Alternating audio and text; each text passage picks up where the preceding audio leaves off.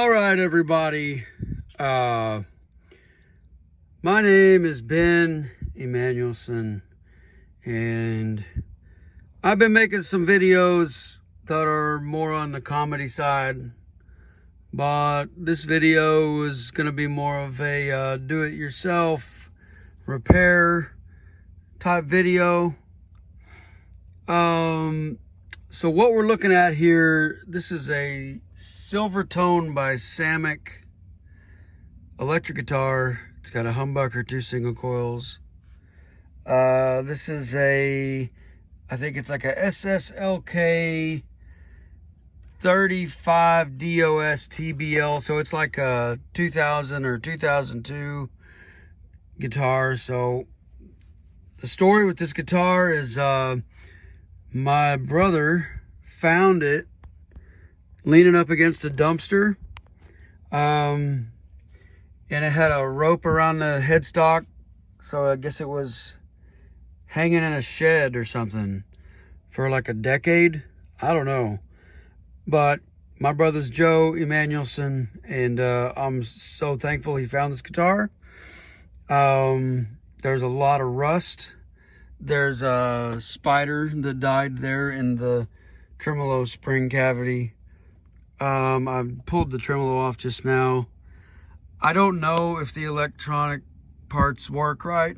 The first thing I'm trying to do is kind of get the stuff off of here and kind of try to clean it up and see if this finish, could be repaired or what. I'm going to flip it over here so you can see the back.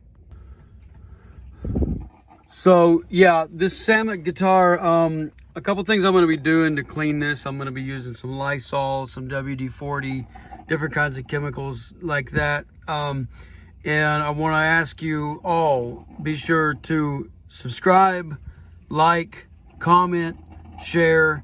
My name is Ben Emanuelson. I distribute and publish my music under the name Ben Emanuelson. So check out my videos on here. And my music is also on all the streaming platforms, Spotify, Apple, Pandora, Amazon, everywhere. So check out my music on all the streaming platforms. In some places you can download it song by song. Now I've got another guitar here that was a Silvertone body, which I used that guitar to write and record my roast, my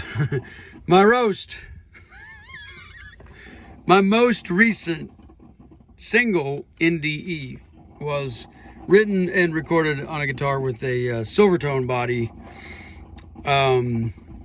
Yeah, so be sure to subscribe, like, comment, and stream my music, because I really want you to hear my music. And I want to see some of those numbers climbing, because like right now I'm not getting a lot of plays on the platforms. But maybe pulling guitars out of dumpsters and rebuilding them is the secret to rock and roll success. All right. So yeah, so here's the back. You can see the serial number, model number, Sslk 3500, I don't know, DOS TBL, something like that. Anyway, so yeah, so it's got a kind of a cool translucent green finish. And I like that it's got this wood grain here. Here's what we're seeing on the headstock. Here's the back of the headstock. So it still has the stickers on it. That's kind of cool. I just pulled the tuners off. Yeah, so I think 2 of the tuners still had knobs on them and the others were broken. A little rundown on the tools that I use working on guitars. Here's this little toolkit. It's got all the sockets I need. I got this little screwdriver here. Yeah. WD-40, it's always good, but there's a lot of rust on these parts. And one option when it comes to rust is I can take like navel jelly rust remover That's one way to deal with rust, but the problem is when screws get rusty, they don't want to come out real easy and they get damaged. So, you know, but yeah, here we got a guitar that was hanging on a wall in a garage or a shed or an attic or something for what could have been 10 years. I don't know. I think this is probably a 2000 or a 2002 Samick Silvertone electric guitar. And this one strap button on the bottom was like literally rammed into into the guitar, and you can see that the finish kind of remained. But yeah, so this guitar, it may be a refinish, it may be something. I mean, it's original finish on the guitar, but I mean, I may decide to refinish it, but we're gonna see.